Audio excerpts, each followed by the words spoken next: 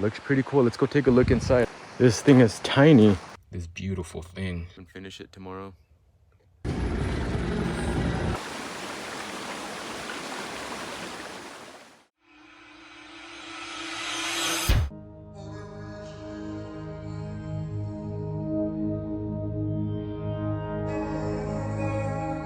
Welcome to my channel. My name is Jace Alva and I'll be taking you on some adventures along with my dog Sativa. If you enjoy nature, come join us. We'll be doing some camping, cooking, fishing, and boondocking amongst other things. Taking some time for your physical and mental health should always be a priority before it's no longer an option. And remember to like, share, and subscribe so we can continue to explore together.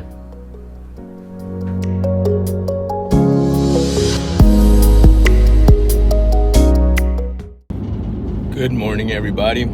So today we're gonna finally go up to the Azuza Mountains, which is where we were supposed to go last week.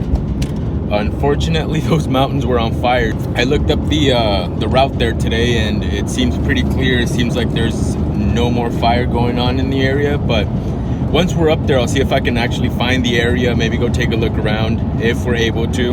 And we got this lady with us today again.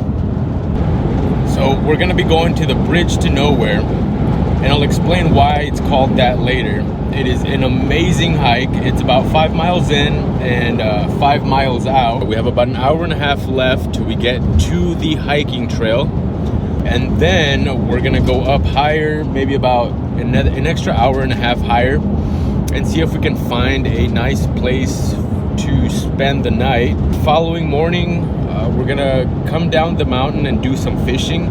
Well, actually before that, we're gonna stop at Crystal Lake, so we're gonna see how that looks. But for the entirety of the trip, I'm gonna try to do a 24-hour gourmet sandwich thing. Reason being is not only are they easy to make, but I absolutely love sandwiches. So on the drive up here, I've been trying to think like what we're gonna do so I can just maybe stop by and pick up a few things. I am gonna fast through breakfast, and then for lunch, I think we're gonna do the classic ham sandwich, gourmet style, of course. And for dinner, I wanna do some sort of BLT, gourmet, of course. And we'll see what else we throw on there to make it gourmet. And hope you guys enjoy it. Always make sure to put your window down if you stop and you leave your car on with your dog. Right, Kiba? Reason being is because this one right here walked over to the window and locked the car, making it impossible for me to get in. And after spending like 20 minutes trying to get her to walk back over to the console and unlock the car, it didn't happen. Luckily she was in there with the AC blasting, so no worries there. And I happen to have AAA, so they showed up honestly within 5 minutes. Ever since then, I've been extremely loyal to them. Their service is amazing. Get AAA, y'all. We made it, so let's go enjoy our national forest. Sativa, you ready to go for a walk? Wanna go for a walk?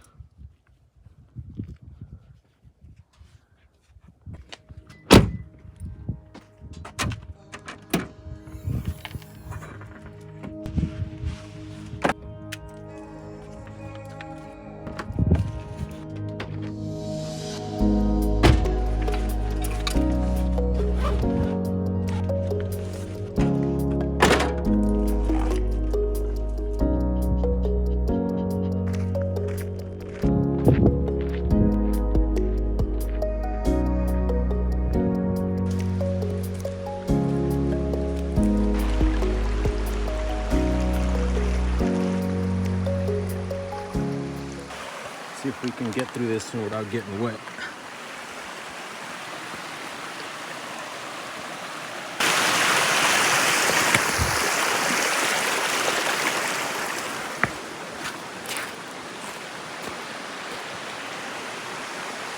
So just to give you guys an idea, kind of how low this river is, I was able to step on those rocks, which are usually completely underwater.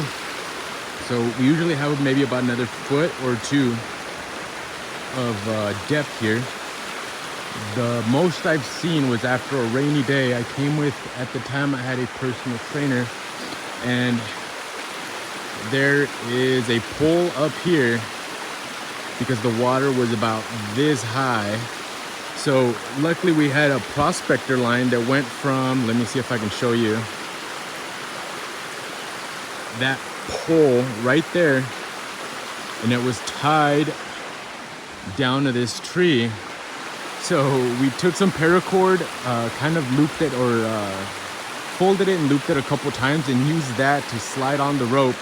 We both made it maybe about 3/4 of the way, and then had to shimmy the rest of the way over.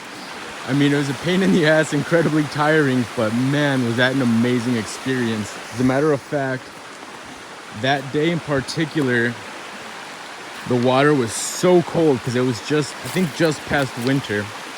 The water was so cold that my feet and legs went completely numb. But that was further up the river. The water was probably up to my chest, just about hitting my neck. My feet started going up from under me. So at this point, I'm hanging onto the rope and my body's just kind of loosely flailing in the water. Luckily, this guy has, well, like I said, he's a personal trainer. He's got a lot of strength. And just when I was about to let go, he managed to grab my backpack and pull me back onto the rope enough to where I can get a decent grip and catch my footing. I slipped again and fell on the rock, popping a rib out. And luckily, it's not the first time, so I was able to kind of pop it back in place, catch my breath, and keep on going. Amazing, and I won't forget that day. And we're just starting to see some man-made structures. And the reason for that is, I believe somewhere around the 1920s, this was originally going to connect the San Gabriel Valley to, God, I can't remember the other side, but regardless, this was supposed to be a connecting point through the mountains. And the reason that it stopped and that you don't really see anything else out here is because there was a giant flood that, I mean, washed absolutely everything away. There was an entire road on the side of the mountain that would drive you across, and I mean, there is no trace of that whatsoever. But at the end of the trail, there is the actual bridge, and that's why they call it Bridge to Nowhere, because that is the literal end of the road. Look at that. Dale. Dale. Why?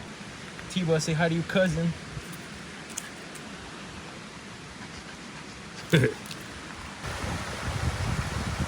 So I think we're gonna cross somewhere down there. I know that there is small traces of an old brick house. So we're gonna see if we can find that, and I'll show you guys.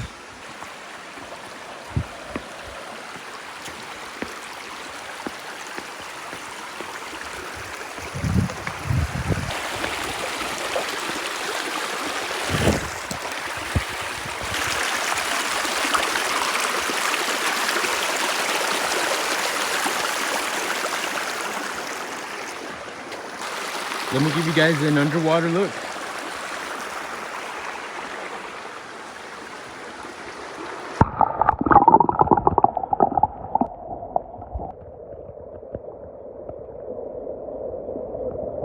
So I came across some ancient script, probably left by natives. I wonder what it means. All right, it looks like we found it. So I previously stated it was a old brick house, but it's definitely the remnants of a stone house. It's been here probably around, God, probably around 100 years. Looks pretty cool. Let's go take a look inside. This thing is tiny. I mean, it makes me wonder if it was even a house. Maybe it was just kind of a halfway point or storage depot for the prospectors. It's a nice view from here. If it was a window, then you'd have another window on this side.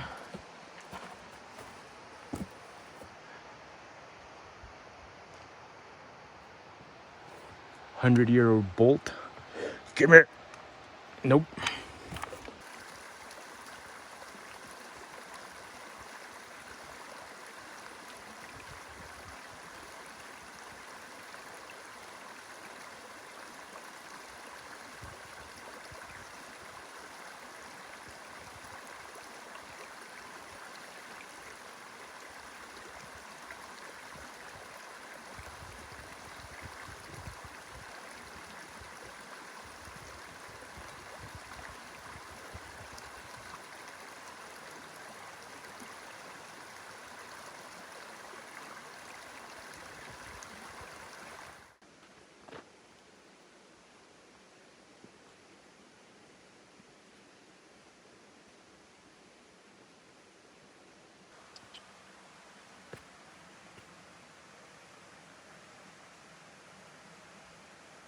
Look at that cave. Honestly, it looks kind of worn, like something sleeps in there at night. But being that it's daytime and I don't see it around, I think I'm gonna go look in there.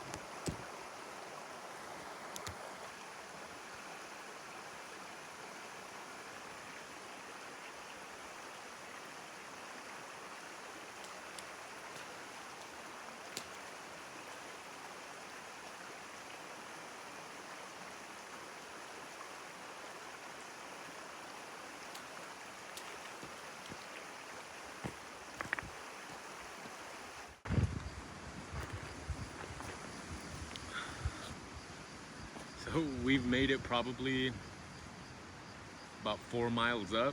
We got to start hitting back. Just based on timing, I want to get to the car and I want to drive up and still have just a little bit of sunlight left to find a good place. Not only that, Sativa's pretty tired. I mean, granted, she's an old lady. She's been doing this hike for probably around 7 years now. Age-wise, she's probably just over 10 years old. I don't know exactly. She used to be a service dog for a deaf couple, and I'll give you guys a story kind of how I came about with her, but I'll go ahead and do that on the way up to the campsite, just so we have something to talk about on the way there.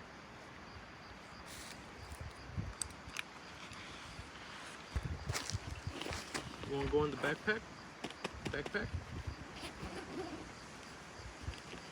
Want to go in the bag?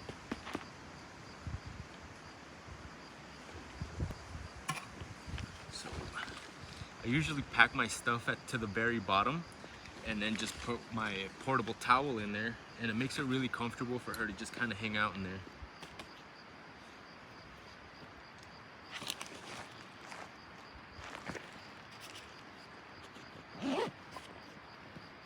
You okay there, Tiba? And this is how we row.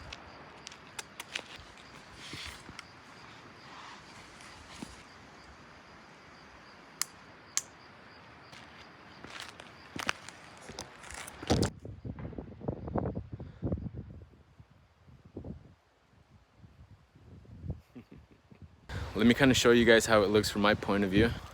I know I said I would tell you the story of how I got Sativa on the way up to find a campsite, but I got bored, so let's go through it. From my understanding, originally she was raised to be a service dog to a old deaf couple, and she was basically trained to alert them in case anyone was at the door, their phone was ringing. I guess there were certain emergencies. To be honest, I'm not fully aware of all the duties that come with being a service dog for the deaf. Story goes, they were in some kind of situation, some kind of financial situation in which they had absolutely no choice but to move somewhere that didn't allow dogs. Now, obviously, who wouldn't be saddened by that whole scenario? I know I would have been devastated. So she was given to an ex-girlfriend of mine. She used to live next to that couple. They befriended her, and so not knowing what to do, they asked her if she can hold on to Sativa for some time until they can kind of figure out their situation. After maybe 4 to 6 months, she got in contact with them to see what was going on, and it just seemed like their situation hadn't improved. But they told her that she can keep her. Sativa really liked her, so it was just a good fit. We started hanging out, and at the time I had a husky named Mona. She was amazing. Unfortunately, sadly, someone left the house open. She ran outside and got hit by a car, and she literally died in my arms on the way to the emergency room. She looked at me and gave just a devastatingly sad howl. That was pretty much it. Anyway, not to make a good story sad, when I was training her, me and this girl were hanging out, and so I just started kind of secondhand training Sativa as well. She already knew sign language, so that was pretty fun for me to learn. So you can sign for her to like sit, move, go wherever, do a couple of things. I don't know all of them. Then after a couple months, she moved in with me. Me and Sativa ended up getting really attached. I mean, everywhere I went, she would follow. She just would not leave my side. Honestly, it was pretty incredible. I've never had a dog do that. Like, I hear stories where people are like, oh my God, my dog picked me. And it's always really cringe, but hear me out. This is how this dog picked me. So after maybe like a year of living together, we just were having some differences, and I asked her to move out. From that point, I didn't see Sativa for a couple weeks maybe. So I went to go visit this girl, and she tells me that Sativa just lays by the door. She stopped eating. She would only eat here and there, and that was if it was really enticing human food. After I went to go visit, she was really happy. That rest of the day, apparently she ate, she was playing around, and just kind of acting like a dog, you know, just dogging out. Maybe like another 1 or 2 weeks go by, and I hadn't talked or seen that girl again. And finally I get a call out of the blue, and she says, in a kind of an angry tone, "Come pick up your dog." So I say, what? What are you talking about? My dog is right here. Turns out she was talking about Sativa. Yeah, I was down there within 5 minutes. The whole demeanor changed. I told her to go for a walk with me, and she jumped into the car immediately and would not get down. Yeah, ever since then, she hasn't left my side. We do everything together. Hiking, camping, traveling in general. Man, that little dog has seen more action than most people, to be honest. And that's how my dog picked me. I think we're probably about halfway to the car. You're doing all right, Tiba?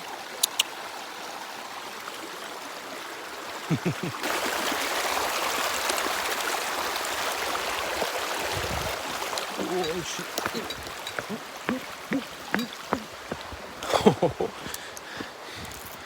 if you lose your balance, just go really, really fast. So as much as I love graffiti as an art, why out here, guys? Come on. I mean, can you imagine hundreds of thousands of years from now, just like how we look at cave paintings and we try to decipher them? One day, some generation down the line is gonna look at these and be like, wow, look, Lil Shorty was out here. I don't get it. I love murals. I paint murals, but I don't come out here and deface things. My business card literally says vandal on it. I mean, not only should you not tag, but practice no trace left behind. Whatever you bring in, take it out. I would hate for this trail to close. I've already lost the trail to graffiti and litter. The kids got a wind of it, and you know, they take beer up there and leave all kinds of crap, which is absolutely tragic. All right, so we just made it back to the car. Now we gotta get this old lady out of here.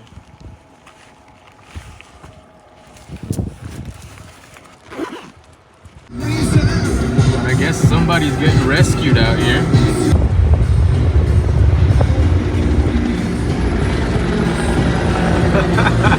That's crazy. Some dude is literally hanging off of it. Yo, so I saw this loader, and I thought, let's post Big Bertha here. She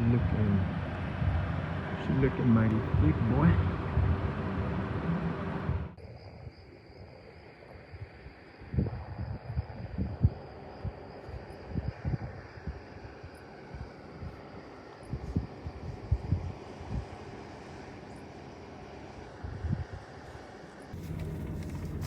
Alright, so we're out of here. Hope you guys enjoyed the view. Alright, so I want to show you guys something that I did switch up from the last video. I was walking you guys through my stealth setup for YouTube. I did change it up. So, I mean, the cooler stays the same. It's gonna not move. So even when we set up the bed, we still have it right here. But what's different is I switched out my utility box for this. So this box I've had for probably over 10 years. This came with a tool set. But anyway, I like this box because not only does it have wheels, I can fit my stuff here, and it has a little compartment up here that I'll show you in a minute. I can fit this stove on it along with my grill, or what is this called, y'all? In Spanish we call it a comal, so I am drawing a blank and we're gonna call it a comal. You can set all this up, put a bungee cord, and there you have your whole setup. You know, it's a nice little homemade rig, inexpensive. Well, I guess it was inexpensive to me because I already had this box, but to be completely honest, you can, you know, get something similar at Walmart for probably, I don't know, $10-15. This it's an Ozark dual burner, probably the cheapest one you can find at Walmart. So again, if you guys trying to look for something similar, this is a great setup. The comal was, I want to say maybe like $16 also at Walmart, so you can get this whole thing kind of going for maybe 40 to 50 bucks. Undo these, and then we can get everything moving. So I'm gonna put this to the side, and we can bring this down. Now we can cook here. We have our supplies there, and everything else we need in there. So one thing I really like about the Ozark cooking stove, unlike the Coleman, which I have 3 different ones of, this has got little stands that not only hold the lid but hold it up higher so that we won't burn anything. Here's your lid, and then like I was saying, we have this little compartment here. So I got all my cooking utensils there, along with a few emergency things. Something to make my tea in because I can't drink coffee anymore. You just pop this up, and we have all the things we need. Look at that. Everything's a perfect fit. I could not have planned for this any better than it being what it is.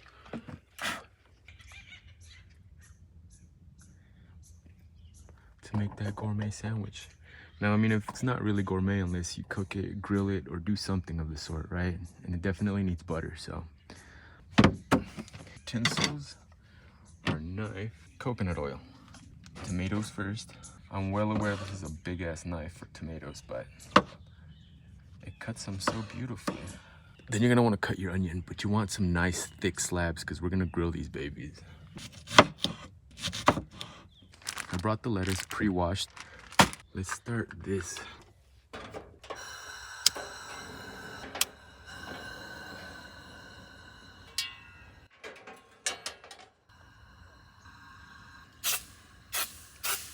I think the thing that takes the longest for these is probably the onion. So let's get that on there right now.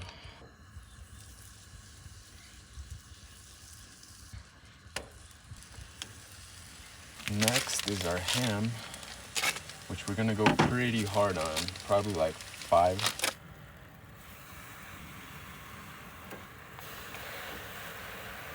Honey ham is so good. Pay close attention when it comes to the bread, because honestly, this is like down to a science. I absolutely love sandwiches, and I will cook them morning, afternoon, nighttime, Saturday, Sunday, Monday through Friday. I've definitely experimented with a lot of different ones, and I have to say that classic ham sandwich is definitely one of my favorites, along with bacon, which we're gonna cook next.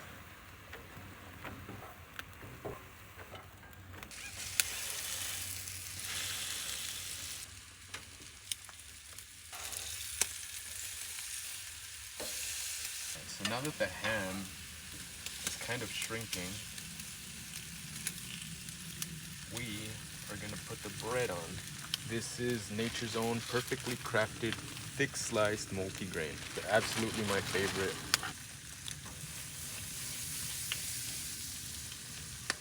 Boom. That's what we want to see right there. We're gonna turn this side off. Look at that. So here's the science behind this. Being that one side is already buttered, butter gets your hands super greasy. So when we flip these, we're gonna let the other side crisp up a little bit with no butter, while we put our condiments on this side.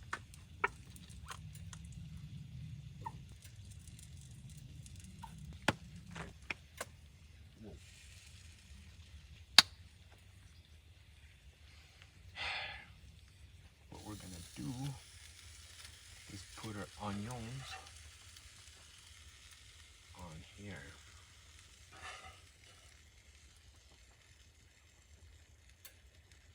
Perfect. Followed by ham. Oh, look at that. And tomatoes. Oh, and of course lettuce.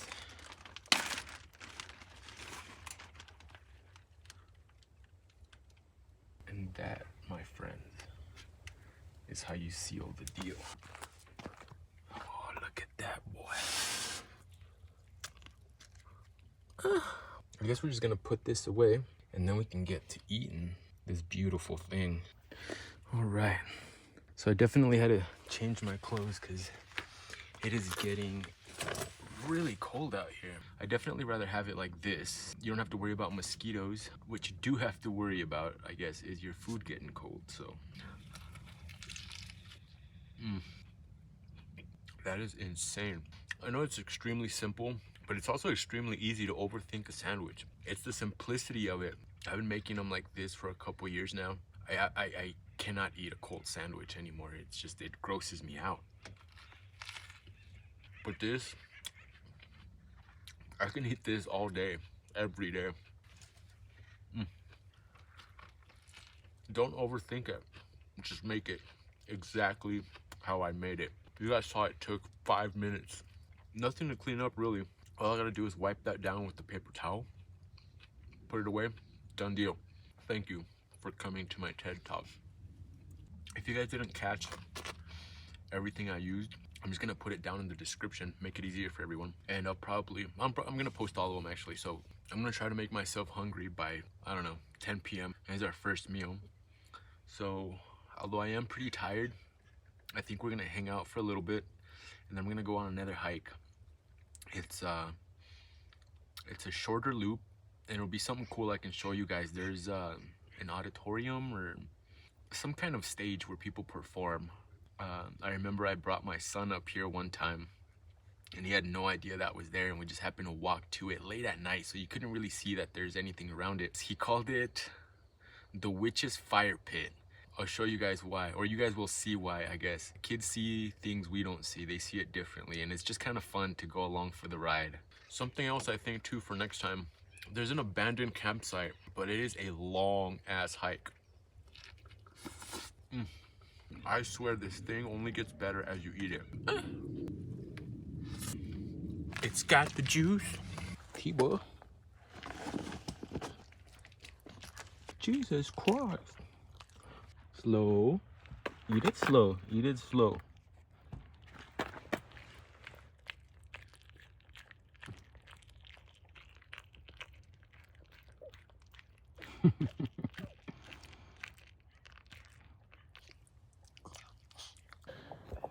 Alright, so we decided to go up this little hill right here. See if we can find any nice little views that we can paint. I brought watercolor stuff. I'll show you guys a little bit of what's in there in a bit. But let's find a spot first. This is gonna be our spot right there. I think that's it right there.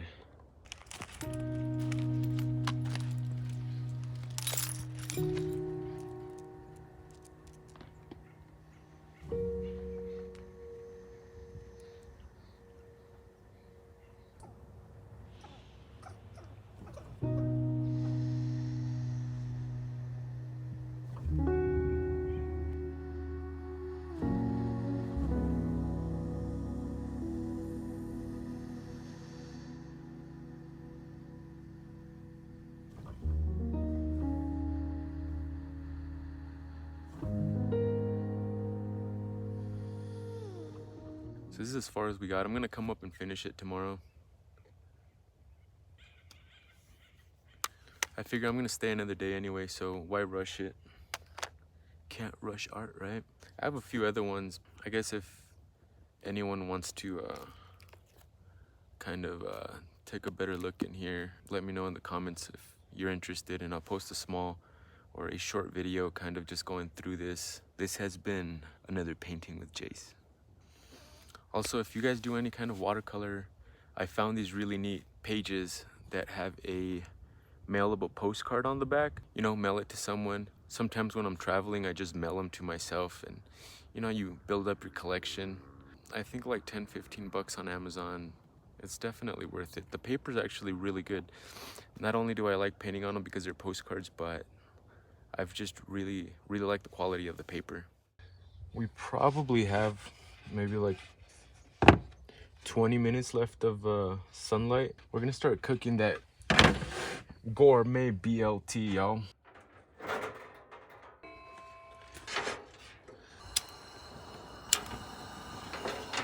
Always want to cook something on low flame. You don't want to risk burning it. But let me show you guys what we're using. So as far as ingredients go, honestly, it's pretty much the same thing that we used on the standard sandwich, except that we're using thick cut uncured bacon. Definitely the best kind of bacon is thick cut. So we got the bacon, lettuce. I believe this kind of lettuce is called butter lettuce. Same kind of bread. You cannot beat the softness of this bread. Mustard and mayo and non-stick coconut oil. We're definitely still using grilled onions and tomatoes. I guess it wouldn't be a BLT without tomatoes, right? But we have onions, so what is this? BLTO? A balto? A few extra slices for sativa. Onion and tomatoes. We are gonna put our onions down.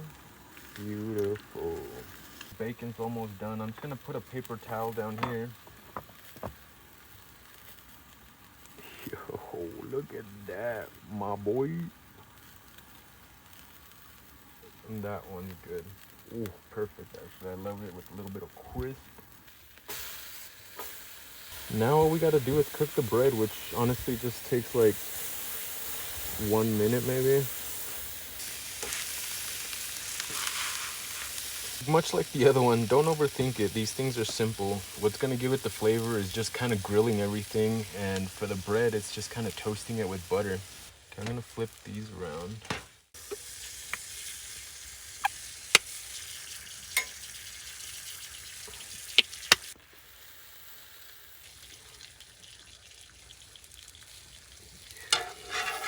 All right, so onion at the bottom. I like to layer my things in a way that they kind of grip each other so that you don't have a sandwich that's kind of just slipping off of itself, you know? Ooh, look at that. Crispy. Oh my God, I'm so excited for this. Oh, it's so good. Look at that. That is perfect. Now we're gonna do tomato and lettuce.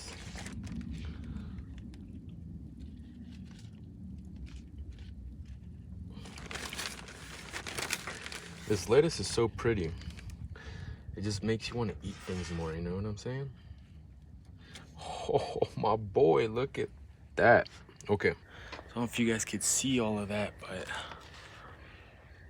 since I'm gonna cut this trip into 2 different videos, I should fill you guys in.